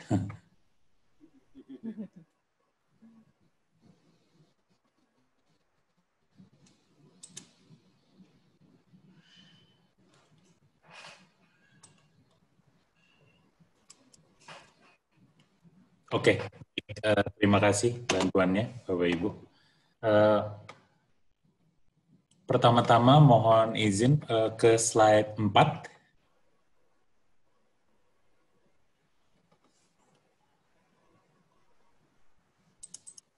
Ya, izinkan saya awal-awal ini mengenalkan Tokopedia adalah perusahaan teknologi Indonesia dengan misi mendorong pemerataan ekonomi secara digital. Kita ada 3 pilar utama, yaitu mendukung UMKM, peningkatan inklusi finansial, dan mempermudah hidup. Next. Di tahun 2020 ini, Tokopedia memasuki tahun ke-11-nya. Berdasarkan riset yang Tokopedia lakukan bersama dengan LPM FEB UI pada tahun 2019, dampak dari Tokopedia terhadap ekonomi Indonesia adalah 1,5% ekonomi Indonesia bergerak di Tokopedia. Selanjutnya, lebih dari 7,2 juta UMKM berjualan di Tokopedia. Menanggapi masukan dari Pak Pribadi tadi bahwa Tokopedia sebaiknya tidak menjual barang impor, memang Pak, kalau Tokopedia kami sendiri tidak memfasilitasi cross-border trading Pak. Jadi barang-barang yang kami jual di platform kami sudah melalui mekanisme impor pemerintah, walaupun memang barang itu ada yang masih barang impor. 97% kecamatan telah terjangkau dan 80,5% pedagang di platform kami adalah pedagang baru. 94% diantaranya merupakan penjual skala ultramikro. Ultramikro ini adalah rekan-rekan pedagang yang baru mencoba berdagang gitu Pak. Dan setiap bulannya kita ada lebih dari 90 juta pengguna aktif di platform kami. Boleh langsung ke slide 10. Ya, izinkan kami menjelaskan sedikit sinergi Tokopedia dengan pemerintah untuk digitalisasi layanan publik. Tokopedia bekerja sama dengan pemerintah untuk menjadi ekosistem digitalisasi. Ada 3 kerjasama yang telah kami lakukan. Yang pertama, modul penerimaan negara generasi 3, di mana kita melayani lebih dari 900 jenis penerimaan negara, berupa pajak, PNBP, Bea dan Cukai. Yang berikutnya, Kartu Prakerja, kami dipercaya menjadi mitra pemerintah dengan lebih dari 80 kelas pelatihan yang dapat diakses melalui Tokopedia Belajar.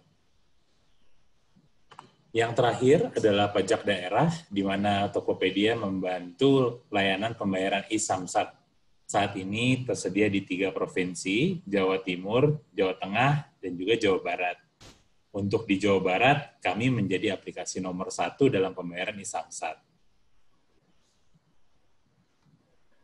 Boleh ke slide 13, Bapak, Ibu?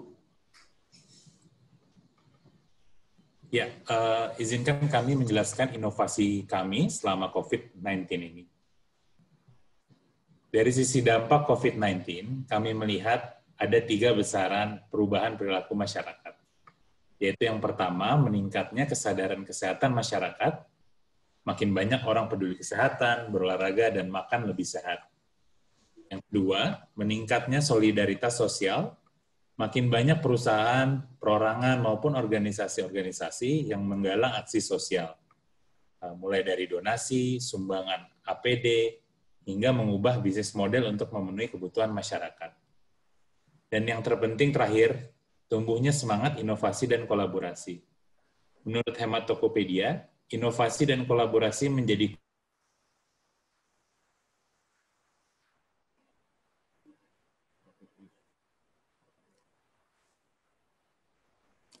Terputus sepertinya ya koneksinya. Masih bisa disambungkan?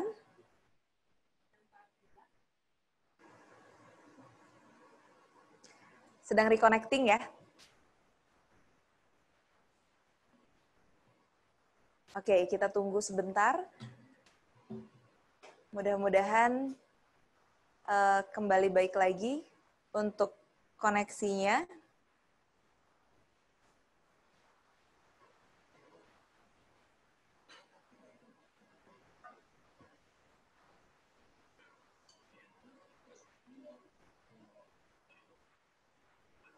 Oke. Oke, kita masih mencoba menyambungkan dengan Pak Abdillah, dan untuk teman-teman partisipan, oke, Pak Abdillah sudah tersambung lagi ya? Ya, mohon maaf Bapak Ibu, ada sedikit gangguan teknis ya. Oke, silakan dilanjutkan Pak. Ya, izin ke slide 14 ya, Bapak Ibu. Ya, adapun program Tokopedia untuk konsumen, melihat dampak COVID-19 ini, kami menerapkan ada 4 program. Yang pertama, kami mencoba memberikan kemudahan akses untuk kebutuhan sehari-hari, seperti kategori makanan dan minuman di halaman utama, serta kampanye Tokopedia Peduli Sehat. Dan yang tidak kalah penting adalah kami mencoba memberlakukan bebas ongkir, antara lain untuk pembeli di luar Jawa memperoleh produk dengan harga terjangkau. Kemarin pada saat awal-awal COVID-19 ini merebak, kami juga melihat terdapat beberapa toko yang memang menjual barang kesehatan dengan harga tidak wajar. Untuk menangani hal ini, kami telah menutup puluhan ribu toko yang menerapkan harga tidak wajar dan juga menjual produk ilegal. Terakhir, kami juga menjaga paket tetap higienis untuk mencegah persebaran COVID-19. Ya.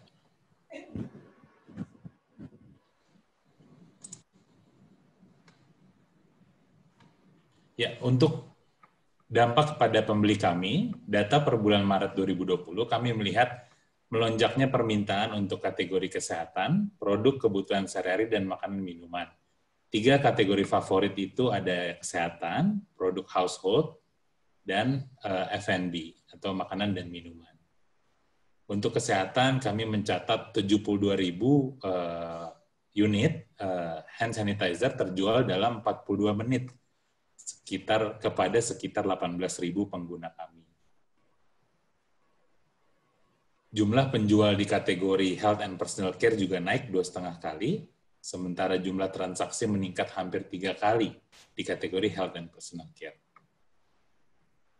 Kami juga mencatat jahe terjual dapat dibuat menjadi minuman herbal untuk seluruh masyarakat Sukabumi berjumlah 350.000 orang. Beberapa fakta menarik, total jarak yang menggunakan fitur bebas ongkir kami setara dengan 63 kali jarak mengelilingi bumi, sementara hand sanitizer terjauh yang pernah kami kirimkan dengan logistik adalah ke Merauke sepanjang 3.700 km. Dan total donasi terkumpul melalui Tokopedia adalah sebesar lebih dari 10 miliar rupiah. Boleh izin ke slide 19.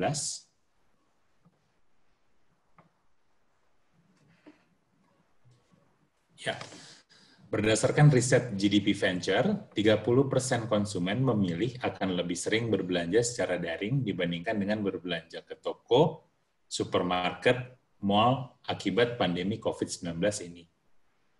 Sebagian dari konsumen juga memilih platform online untuk belanja, jadi kami melihat ini juga merupakan perubahan perilaku konsumen yang harus dapat dimanfaatkan momentumnya untuk mengajak dunia usaha bergabung pada platform online, sehingga permintaan dan penawaran dapat terhubung dengan baik. Next.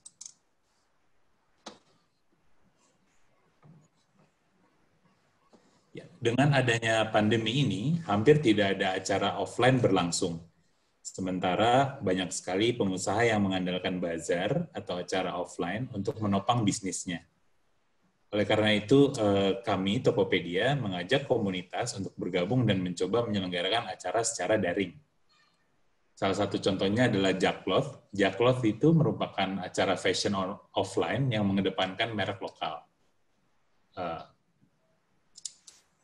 Untuk Jakloth, kami melihat terdapat peningkatan jumlah pengguna yang melihat halaman profil produk sebanyak 5 kali lipat, dan peningkatan jumlah pesanan pada merchant yang berpartisipasi sebanyak 4,6 kali lipat.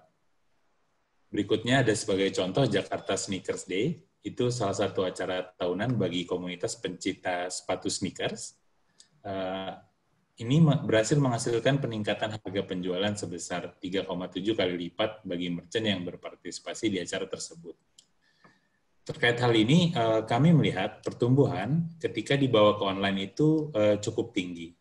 Salah satunya karena ekosistem online dapat menjangkau ke seluruh Indonesia. Dulu mungkin target Jakloth dan Jakarta Sneakers Day hanya mencakup masyarakat Jakarta saja. Namun dengan Go Online, mereka dapat menjangkau seluruh masyarakat Indonesia. Next. Ya, kami juga terdapat kolaborasi untuk mendorong UMKM Indonesia Go Online. Kita coba penetrasi ke komunitas-komunitas dan meminta mereka melakukan inovasi untuk berjualan di online. Contohnya dalam 7 hari kampanye kami, 1 dalam kopi, penjualan harian kami catat tumbuh 57%, sehingga sampai sekarang mereka berdasarkan konfirmasi, belum ada yang mengurangi karyawan dan tetap bisa bertahan karena adanya platform online. Sesungguhnya banyak sekali fitur-fitur di ekosistem daring yang dapat dimanfaatkan dan dikolaborasikan terutama untuk pelaku UMKM untuk menyongsong era kenormalan baru.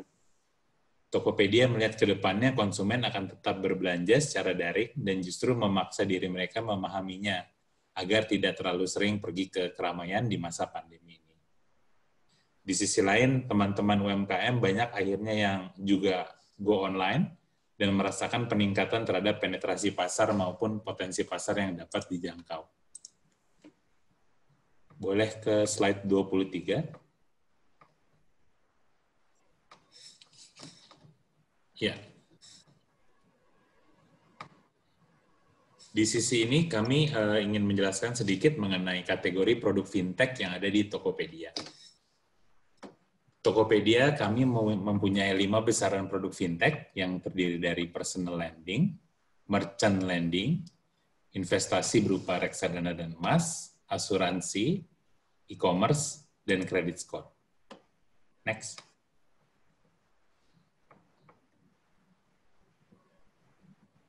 Di Indonesia, kami melihat bahwa Indonesia memiliki jumlah UMKM terbesar di ASEAN, dengan 64 juta UMKM yang memainkan peran penting dalam perekonomian dan inklusi sosial di Indonesia. Di sini, di grafik ini kita bisa melihat bahwa UMKM merupakan tulang punggung perekonomian Indonesia dengan kontribusi 60% terhadap GDP, 97% lapangan pekerjaan, dan 99,9% usaha wira swasta. Next. Kami juga melihat sebagian besar UMKM masih memiliki akses yang terbatas untuk fasilitas keuangan. Akses pendanaan yang sulit ini alasan yang paling sering disebut sebagai penghambat pertumbuhan UMKM. Tidak seperti di negara lain, di Indonesia banyak UMKM yang memilih menggunakan dana pribadi dan pinjaman dari teman atau keluarga untuk membiayai operasional usaha. Ini juga bukan karena mereka memilih, tapi berdasarkan penelitian kami, ini memang terdapat gap antara UMKM dan perbankan pada umumnya, karena memerlukan dokumen pendukung yang cukup banyak, seperti laporan keuangan, jaminan, riwayat pinjaman, di mana hal tersebut menurut hemat kami sangat sulit untuk dipenuhi oleh teman-teman UMKM. Next. Ya, di Tokopedia kami mencoba menciptakan suatu marketplace untuk pinjaman, di mana kami ada 2 besaran, yaitu pinjaman online dan dana instan. Perbedaannya adalah dana instan untuk tenor yang lebih pendek, sementara pinjaman online itu untuk tenor yang lebih panjang. Next. Di Tokopedia kami menyadari pentingnya inovasi. Untuk itu, dalam mengajukan pinjaman melalui Tokopedia diberikan kemudahan bagi pihak yang menjadi calon debitur. Yang pertama, tidak perlu bepergian kepada penyedia pinjaman, pemberi pinjaman, konfirmasi yang lebih cepat, dan terdapat fitur untuk memperbandingkan pinjaman-pinjaman yang ada di platform kami, dan bisa dilakukan dari mana saja melalui telepon genggam. Next. Kami melihat user merchant lending mengalami pertumbuhan yang lebih besar dibandingkan dengan yang tidak menggunakan merchant lending. Halo? Oke. Berikutnya. Ya, produk pinjaman individu juga mendorong pertumbuhan usaha sebagaimana berikut. Kami melihat ada 7.500 plus pengguna baru per bulan, dengan basket size kenaikan nilai transaksi 7 kali, kenaikan jumlah transaksi 4 kali. Dan orang yang mengulang pembeliannya dengan pay later mencapai 46%. Demikian dari kami.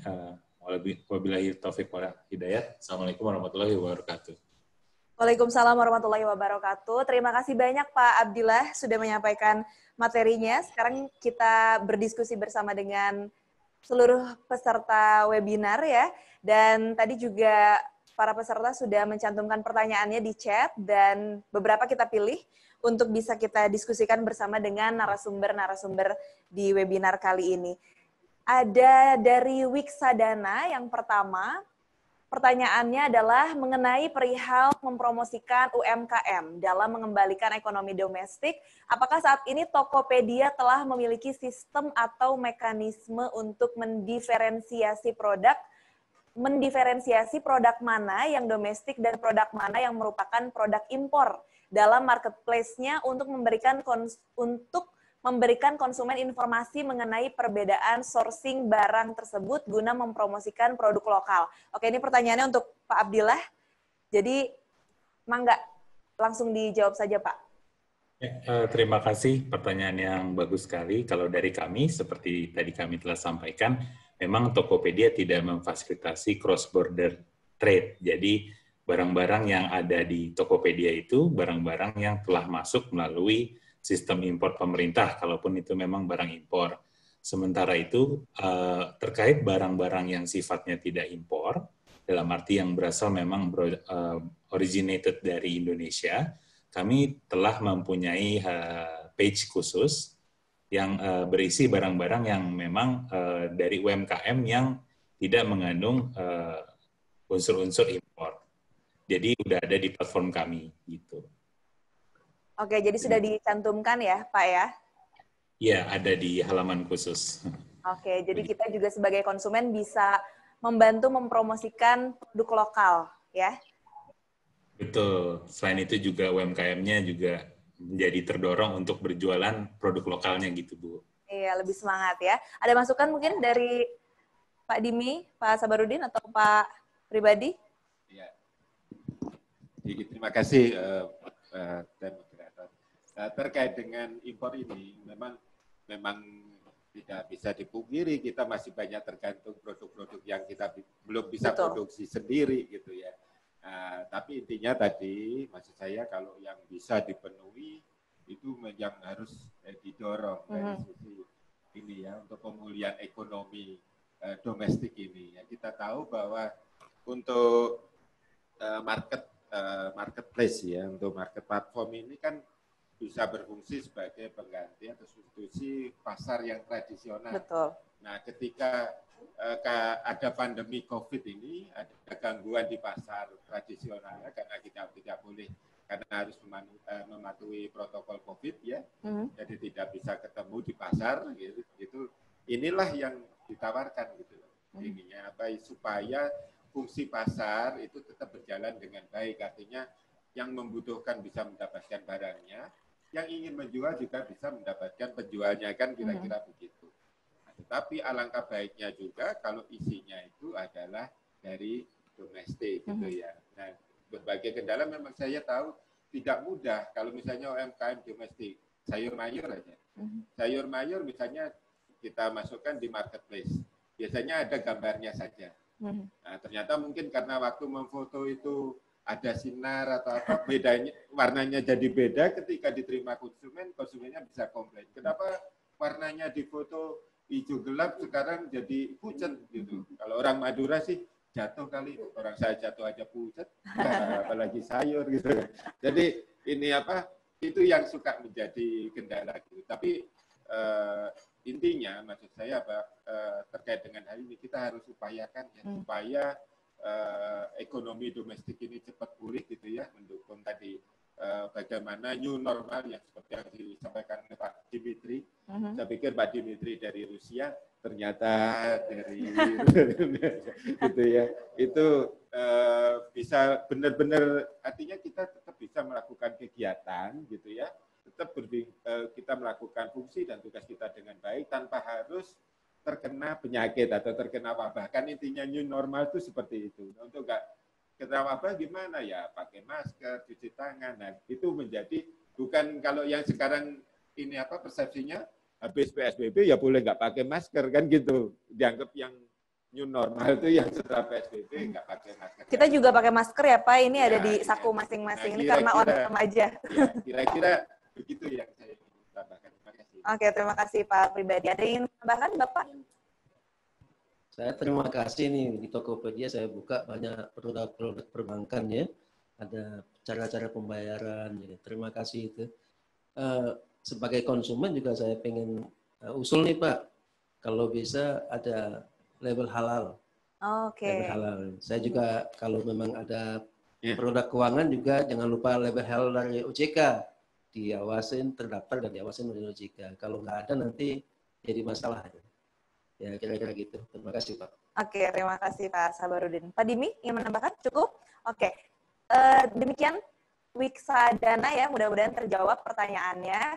Kita ke pertanyaan berikutnya dari Andi Alia Adelina di Universitas Pajajaran.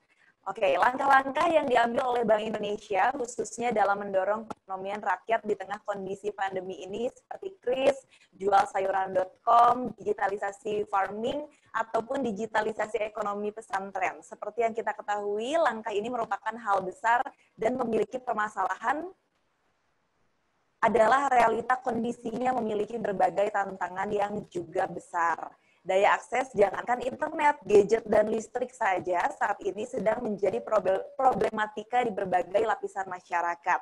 Apalagi kaum menengah ke bawah, juga permasalahan edukasi penggunaan hal-hal secara digital yang belum tentu mereka sudah tahu cara pengaplikasiannya. Yang menjadi pertanyaan, lantas apa yang menjamin bahwa pelaksanaan langkah ini dapat dilakukan secara efektif? Dan dari Bank Indonesia sendiri, bagaimana menanggapi tantangan di balik langkah yang diambil? Terima kasih. Langsung ke Pak ya. Ya, terima kasih. Jadi ini kombinasi pertanyaannya ya. Digitalisasi yang menyangkut sektor real dan juga digitalisasi yang menyangkut sektor pembayaran ya. Contactless payment juga ya, contactless trading gitu ya kira-kira. Nah, dari sisi contactless trading atau transaksi, ininya kan tadi sudah disampaikan, contohnya adalah pengembangan digitalisasi ekonomi yang di pesantren, contohnya tadi Alipita. Kalau di kami ini pendekatannya itu istilahnya end to end, mulai dari sisi input pengolahan, ya mulai dari sisi input sampai processing sampai nanti pemasaran gitu ya. Itu kalau bisa didigitalkan. Memang tidak semua sektor misalnya bisa didigitalkan seperti itu dengan efisien. Maksudnya biayanya murah gitu ya terkait dengan UMKM. Kalau hortikultura mungkin bisa karena mungkin size-nya lebih bisa dikendalikan ya atau kecil atau terbatas gitu ya. Nah, untuk yang besar-besar tentunya akan lebih sulit. Nah, intinya kami ingin sampaikan bahwa digitalisasi ini sudah harus dimulai gitu ya. Baik dari sisi pemanfaatannya untuk peningkatan produktivitas maupun efisiensi. Dan kita sadari juga ini biasanya mulainya dari kota-kota besar gitu ya. Karena penggunanya juga umumnya di kota besar. Dan dari sisi efisiensi produksi, karena lahan di kota besar itu mahal gitu ya, ini bisa menjadi salah satu proses yang bisa membuat menjadi lebih efisien. Jadi ini memang mulainya di kota besar gitu ya. Tetapi dengan adanya perkembangan teknologi yang sangat pesat di masa ini, nah ini sudah sangat, kalau saya cerita aja, karena saya senang anggrek, saya sering cerita anggrek. Saya beli anggrek saya dari Mamasa, Bu Moderator. Mamasa itu di mana? Mamasa itu dekat Mamus di sana. Itu online dari sana, gitu ya. Anggrek Sulawesi. Artinya itu pun tidak di kota besar, tetapi kok bisa dia ini jualan secara online? Dia ternyata memanfaatkan WiFi yang ada di rumah kepala desanya. Di kepala desanya itu dipasang WiFi sehingga para petani di desanya bisa berjualan online. Jadi kalau kita mau berinovasi, setiap peluang apapun bisa kita tangkap. Tidak harus misalnya, harus beli pulsa sendiri. Atau enggak harus, itu salah satu contoh yang saya ini kebetulan memang experience ya, bukan ngarang-ngarang seperti itu. Artinya Wi-Fi-nya juga dari rumah kepala desanya, enggak harus sendiri. Artinya tidak harus dibatasi oleh tadi biaya pulsa dan lain-lain. Itu bisa dibicarakan. Tapi mindset yang saya pentingkan. Kalau mindsetnya nggak berubah, ya susah untuk jalan ininya gitu. Jawaban saya demikian terkait dengan tadi digitalisasi. Jadi tidak hanya fungsi pasar, tapi juga menyangkut fungsi produksinya. Yang tadi saya maksudkan isinya ini kudunya lebih banyak dari produk UMKM, produk-produk domestik supaya ekonominya cepat pulih. Karena itulah yang terkena dampak pandemi cukup berat gitu ya. Intinya seperti itu. Nah, saya misalnya ketika digugus tugas COVID, itu kan ada, sekarang misalnya pertanian, produk pertanian atau sektor pertanian menjadi salah satu sektor yang menjadi atau diutamakan gitu ya dalam masa pemulihan ini. Karena memang itu yang diperlukan. Kalau sampai harga pangan itu meningkat tinggi nanti akan membuat sulit. Gitu ya. Sudah daya belinya turun, harga-harga pangannya naik, nanti akan membuat kesulitan. Nah, selain itu juga kalau kita lihat mungkin perhotelan akan belakangan gitu ya. Tapi saya berpikir kalau hotelnya itu besar seperti Savoy ini mungkin ya agak-agak sulit. Tetapi kalau misalnya wisata yang homestay, yang bisa kita batasi, kita tes di depan rumahnya itu aman dari COVID, kenapa tidak? Artinya kita harus bisa memikirkan inovasi-inovasi yang bisa membuat fungsi atau kegiatan kita itu tetap berjalan, gitu ya, tanpa harus terkena wabah, harus sakit. Intinya new normal itu sebenarnya seperti itu. Kalau ini tidak jalan inovasinya atau mindsetnya nggak berubah, ya tadi yang saya kemukakan, prospek pemulihan ekonominya akan bentuknya, artinya lama gitu, nggak bisa langsung naik seperti V, huruf V. Saya kira demikian. Terima kasih. Oke, terima kasih Pak Pribadi, mudah-mudahan bisa menjawab. Ada yang ingin menambahkan mungkin? Pak Dimi, silakan. Terkait digitalisasi. Sedikit saja menambahkan Pak Pribadi. Kalau dari sisi teknologi, teknis saya sepakat dengan Pak Pribadi. Itu sebetulnya selalu ada jalan. Kalau boleh disingkat itu, setiap inisiatif apapun memerlukan setidaknya 4 unsur ya, NDAP, network, device, application, satu lagi people. Ya, kalau kita bicara tentang internet ini, solusinya terlalu banyak, bukan sangat banyak, terlalu banyak. Salah satunya tadi ada WiFi ikut Pak Kepala Desa. Sebetulnya terobosan teknologi ke depan yang sedang dinanti ini adalah teknologi internet less operator, tanpa operator. Di mana setiap handphone dan laptop itu bisa menjadi pemancar satu sama lain. Nah, ini sudah banyak, sebetulnya penggunanya mungkin juta lah, belum mencapai miliaran. Nah, itu bisa digagas juga. Bedanya cuma begini saja, kalau pakai internet biasa, nyampainya langsung. Kalau menggunakan internet yang less operator, karena penggunanya less operator maksudnya tanpa operator. Nyampainya mungkin terlambat sejam, 2 jam, begitu ya. Nah, terus device juga bisa dipilih yang makin murah. Satu device bisa untuk satu rumah atau satu kelompok ya, gantian, karena menggunakannya kan nggak harus terus-menerus. Nah, tapi apapun solusinya, solusi terakhir ada di people. Kalau network device application-nya ini susah ya people lah ya. Khusus untuk perbankan, Pak, BRI itu punya satelit. Setahu saya the only bank yang punya satelit di dunia. Iya. Dan satu-satunya negara yang institusi keuangannya punya satelit itu cuma Indonesia, BRI. Tepuk tangan dulu untuk OJK, BI, dan Pak BRI ya.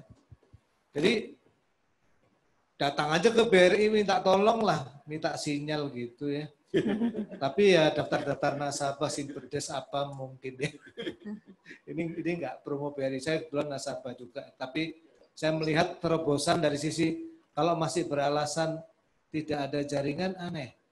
Terus kalau nggak ada listrik, wah ini ya. Ini kembali tokoh teman saya Pak Dr. Sarip itu yang kemarin menemukan COVID ini mungkin langsung tergerak ini. Nggak ada alasan lagi listrik nggak ada di desa itu, terlalu mudah itu. Mau pakai macam-macam, mau pakai generator, mau pakai aki, karena ini listriknya mungkin bukan listrik yang harus butuh terus-menerus juga ya. Terus cukup anak-anak SMK yang menangani itu. Tapi mungkin mengembangkan teknologinya yang cocok untuk pedesaan, bisa berkonsultasi dengan ITB, dengan Poltek, dan lain-lain. Jadi saya mendukung Pak. Tapi intinya satu Pak, kembali ke manusia. Yang kedua lagi kembali ke kemauan gitu. Kalau kita mau, nah, maka unlock ya, unseize the opportunity ya Pak ya, era COVID melalui digitalisasi. Demikian. Oke, terima kasih Pak Dimi. Mudah-mudahan terjawab pertanyaan yang tadi. Mungkin kita kasih kesempatan untuk satu pertanyaan terakhir ya, karena waktunya terbatas. Pertanyaan terakhir dari Farhan Maulana. Di era new normal ini kan sekarang semua serba digital dan sektor perbankan pun sekarang sudah mulai lebih aktif di sektor pelayanan secara digital. Pertanyaan saya, bagaimanakah cara menjaga keamanan data dari setiap satu nasabah, terutama akibat dari kebocoran data? Terima kasih. OJK, silakan. Terima kasih. Yang pertama tentu kita bikin ketentuan ya. Kalau kita mau mengadakan sesuatu IT ya, proses kita ada parameter di ketentuan itu. Dan kemudian mungkin malah kemudian dipresentasikan ke kita. Nah, kalau udah bisa memenuhi parameter itu, silakan untuk melakukan itu. Satu itu. Yang kedua, database-nya di Indonesia, nggak boleh kemana-mana. Di situ ya. Kalau jadi bisa kita, kalau ada apa-apa kita bisa ke sana. Yang ketiga, misalnya dengan BI nih, macam-macam caranya. Dengan BI misalnya ada sistem pembayaran. Sistem pembayaran bagian BI kan sistemnya. Kita bagian tingkat kesehatannya merekomendasikan gitu supaya ini orang bank ini sudah cukup kuat untuk sistem keuangan, sedangkan sistem pembayaran dari BI gitu. Nah, yang terakhir itu mungkin kita akan melakukan pemeriksaan namanya. Ada khusus IT. Jadi memang nanti kalau kelewat semua itu kita IT-nya nanti ada dicek tuh lognya gimana semuanya. Jadi beberapa lapis kita lakukan itu. Sehingga kalau dari mulai awal sampai akhir kita akan ketemu lah kalau sampai terjadi seperti itu. Kalaupun ada yang seperti itu cepat kita lacak. Ya, secara digitalisasi kita sudah siap untuk itu. Oke, mudah-mudahan terjawab. Baiklah, ada bonus waktu. Jadi kita berikan kesempatan lagi karena ada banyak terlalu sedikit ya Pak, kalau hanya 3 yang dipilih. Jadi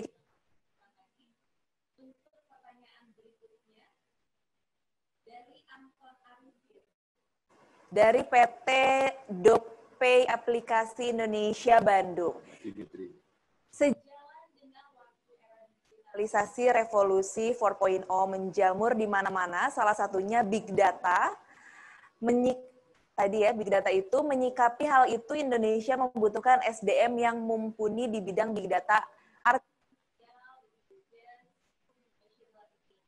Bagaimana terkait bisnis digital ke arah e-commerce agar bisa berkolaborasi membangun data customer buat pengembangan market potensial ke depannya, Pak Dimitri. Pertanyaan langsung untuk Pak Dini. Silakan, Pak. Pak Anton Arifin ya, dari Dokpay Aplikasi. Makasih Pak Anton. Ini pertanyaannya sangat luar biasa dan mantap. Saya melihat kata kunci dari pertanyaan ini, satu adalah opportunity, yang kedua kolaborasi, yang ketiga data. Nah ini menarik. Tadi kita lihat dari data Tokopedia saja ya, hanya sekilas Pak Abdillah dari Tokopedia tadi menyampaikan data-datanya, membuat kita semua tercenung. Begitu ya. Misalnya peningkatan orang belanja menggunakan pay letter gitu ya. Kadang kan, wah ini mau go masak sih capek nih ya. Nggak ada duit nih pay letter gitu. Tapi data di sini bisa berbicara banyak. Nah, dari Tokopedia sendiri saja udah demikian hebat ya. Kebetulan Tokopedia memiliki 1,5% volume ekonomi Indonesia dan berapa juta tadi itu merchant yang bergabung. Sungguh luar biasa apa yang bisa disingkapkan dari datanya. Apalagi kalau juga bisa dibagi tidak hanya untuk Tokopedia. Nah ini bukan hanya untuk Tokopedia juga. BRI, BNI, Bank Mandiri, channel yang lainnya. Nah, ketika data itu dikolaborasikan, manfaatnya akan eksponensial. Ya. Nah, siapa yang bisa mengkolaborasikan? Nah, ini ya. Karena kalau bicara tentang data ini, kita tadi kan ada 3 ya. Internet of Service, orang setuju, layanan bagaimana gitu, tiba-tiba digunakan untuk membobol akun kita. Jadi ada isu security, ada lagi isu privacy data gitu. Ya Pak. Bapak kalau belanja anggrek ke Mamasa bukan dari private, tapi buat merchant yang suka dibeli Bapak itu private Pak. Kalau orang lain tahu pedagang anggrek, berbondong-bondong ya ke Bapak, dia kehilangan pelanggan. Nah, ini ada masalah itu Pak Anton. Ini sungguh bukan hal yang sederhana. Jadi mungkin ini harus dimulai selain kebijakan nasionalnya ada etikat baik business to business. Jadi kalau menurut saya kalau data customer untuk semua pihak berkolaborasi kayaknya utopis ya, mustahil dan terlalu berisiko. Tapi kalau dengan partner-partner itu mungkin bisa bertukar data. Demikian mungkin dari saya Pak.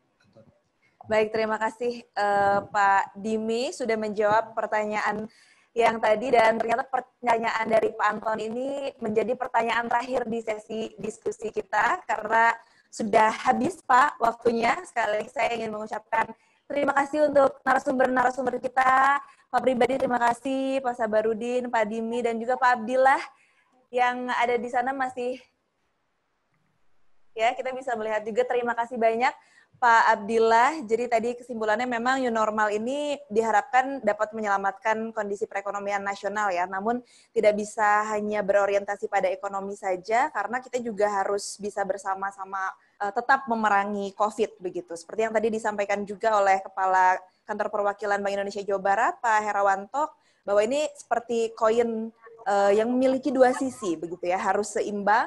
Kita berharap pandemi ini berangsur terkendali, tapi juga tetap harus aman semuanya begitu. Kita tadi diskusi bersama, memang ada optimisme yang sangat besar ya Pak ya, untuk perekonomian kita di new normal ini bisa segera pulih begitu dengan tetap aman walaupun di masa pandemik saat ini. Mudah-mudahan webinar kita kali ini, diskusi kita kali ini bisa bermanfaat untuk seluruh peserta yang mengikuti webinar kali ini. Sekali lagi terima kasih juga untuk seluruh peserta yang menyaksikan webinar ini dari awal sampai saat ini. Akhir kata saya Nabila Gita, terima kasih dan dikembalikan lagi ke Teh Indri MC. Iya, terima kasih Nabila dan juga kepada bapak-bapak narasumber yang telah menyampaikan paparannya siang hari ini. Dan sebelum menutup acara, atas nama Bank Indonesia Kantor Perwakilan Provinsi Jawa Barat, Otoritas Jasa Keuangan Kantor Regional Jawa Barat, Badan Musyawarah Perbankan Daerah dan Ikatan Sarjana Ekonomi Indonesia Jawa Barat mengaturkan terima kasih atas partisipasi Bapak dan Ibu peserta webinar sekalian. Bank Indonesia di setiap makna Indonesia.